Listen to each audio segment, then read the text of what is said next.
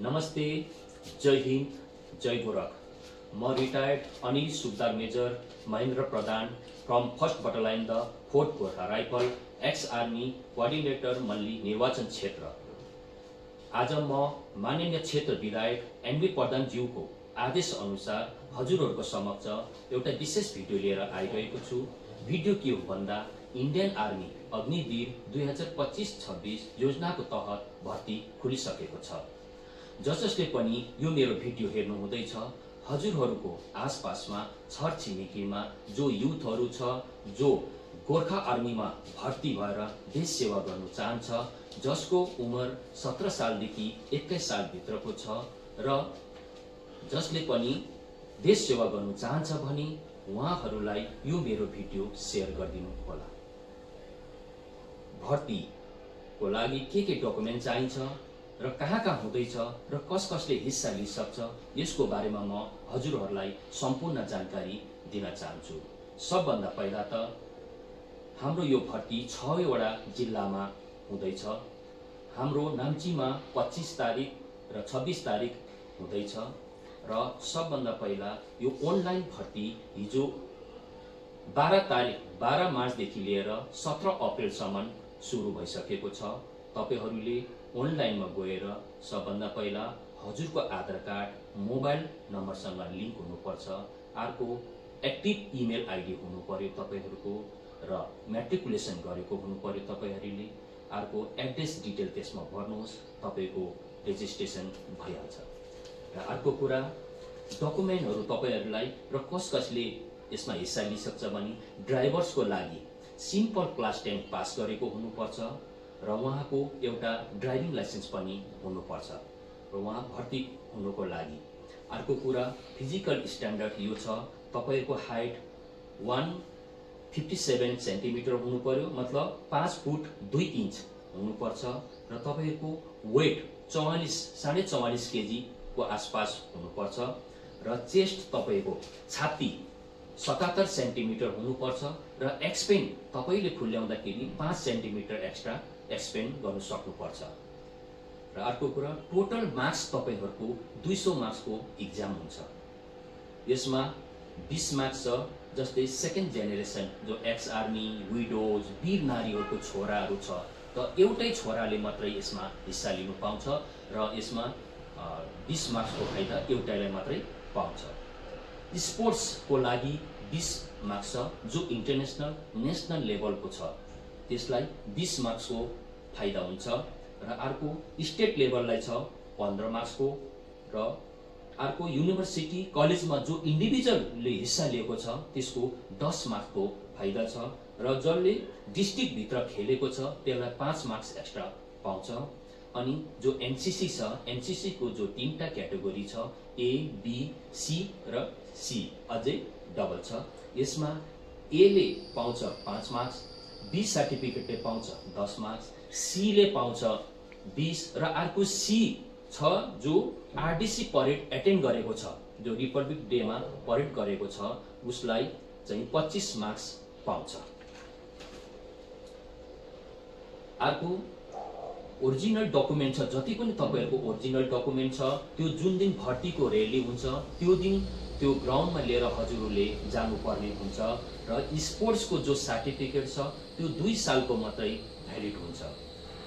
अर्को कुरा, हजुरहरूले एडमिट कार्ड लिँदाखेरि प्रिन्टेड लेजर प्रिन्टर हुनु पर्यो, एकदमै गुड क्वालिटीमा हुनुपर्छ र फोटोग्राफ तपाईहरूले 20 कपी लिनुपर्छ, जो एकदमै ब्याकग्राउन्ड व्हाइट मा हुनुपर्छ र एकदमै एजुकेसन सर्टिफिकेट जो मार्कसिट छ, जो फाइनल तपाईको ग्राउन्डमा टेस्ट हुन्छ त्यो दिन हजुरहरूले लिएर जानु नबिर्सिनु होला।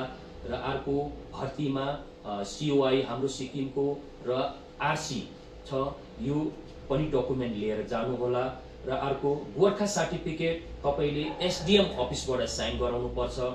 अर्को कास्ट सर्टिफिकेट जो एसटी, एससी, ओबीसी छ त्यो पनि तपाईले एसडीएम अफिसबाट साइन गराउनु पर्ने हुन्छ।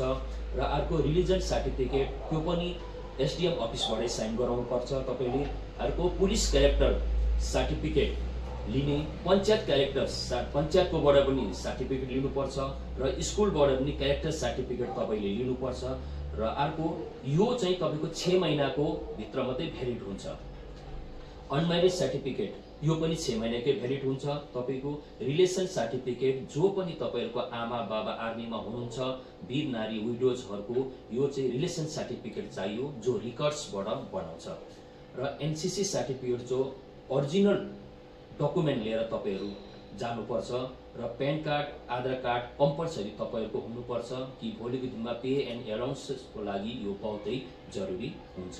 अगर तपाईँहरूको शरीरमा जो पनि भर्ती हुनुहुन्छ त तपाईँहरूको शरीरमा कहीँ पनि ट्याटू छ त यसको पनि एसडीएम अफिसबाट तपाईँहरूले सर्टिफिकेट लिनुपर्ने हुन्छ र जो अग्निवीरको एफिडेभिट जो सर्टिफिकेट हुन्छ त्यो 10 रुपिसको स्ट्याम्प पेपरमा सर्टिफिकेट तपाईँले साइन गराउनु पर्ने हुन्छ।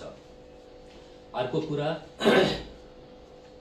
भर्तीको दिन जो रेली हुन्छ ग्राउन्डमा त्यति बेला तपाईहरुलाई के योग्यता हेरी जान्छ यसको बारेमा सुन्नुहोस्।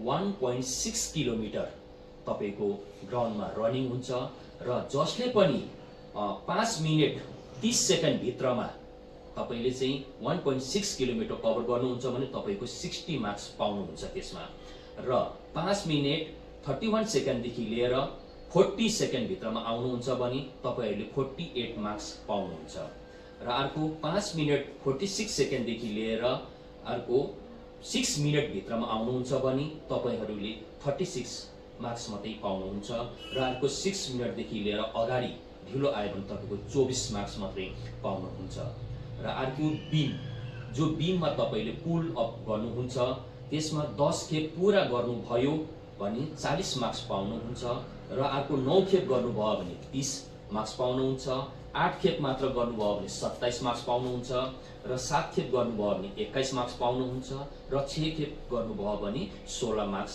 पाउनुहुन्छ तपाईहरुले।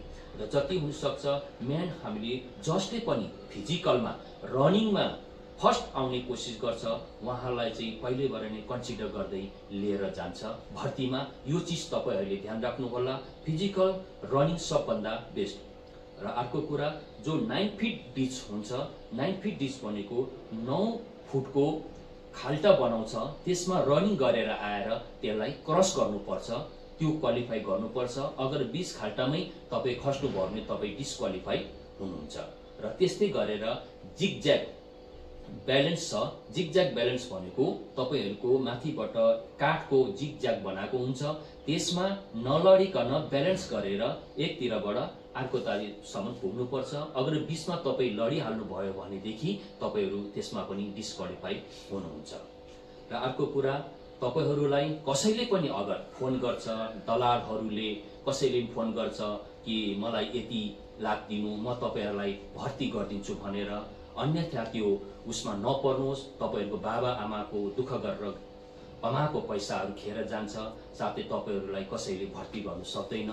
एक त यो आर्मी जो भर्ती छ यसमा केही पनि कसैको पनि दलाली र कसैको एकदमै ट्रान्सपरेन्ट हुन्छ। यसमा कोही यसमा घुसखोरहरु चल्दैन। जो तपाईहरुको दम छ दममा भर्ती हुनुहोस् र देश सेवाको लागि जानुहोस्। क्यारियर बनाउनको लागि तपाईहरुको एकदमै राम्रो अवसर छ। जब यो इन्डियन आर्मीमा भर्ती हुनुहोस्, फ्रीमा हर चीज तपाईलाई ट्रान्सपोर्ट फ्री भयो, हर चीज खानु फ्री भयो, क्वार्टर तपाईहरुको फ्यामिलीहरु बाबा आमाहरुको लागि एकदमै राम्रो छ। समयमा नै तपाईहरु जानुहोस्, समयमा नै पेन्सन आउनुहोस्, पेन्सन खानुहोस्। आज हामीहरुलाई हेर्नुहोस् कति हामी समयमै आएर कति राम्रो अहिले यहाँ आएर पनि हामीले समाज सेवा कामहरु गरिरहेको छौं। अर्को कुरा हामीलाई जस्तै तपाईहरु हुन्छ गाउँ घरमा तपाईहरु बेकारको नराम्रो मादकहरु खाएर ट्यापेहरु भएर गोटी खाएर बस्नु भन्दाखेरि, नराम्रो मान्छेको संगतमा आएर बस्नु भन्दाखेरि तपाईहरु यो सुनौलो मौकालाई नगुमाउनुहोस्। तपाईहरुलाई हामी हेल्प गर्छौं, मसँग सम्पर्क गर्नुहोस्। मेरो स्थान म मल्ली बजारमा छु, मेरो नम्बर तपाईहरुलाई सेन्ड गर्दैछु।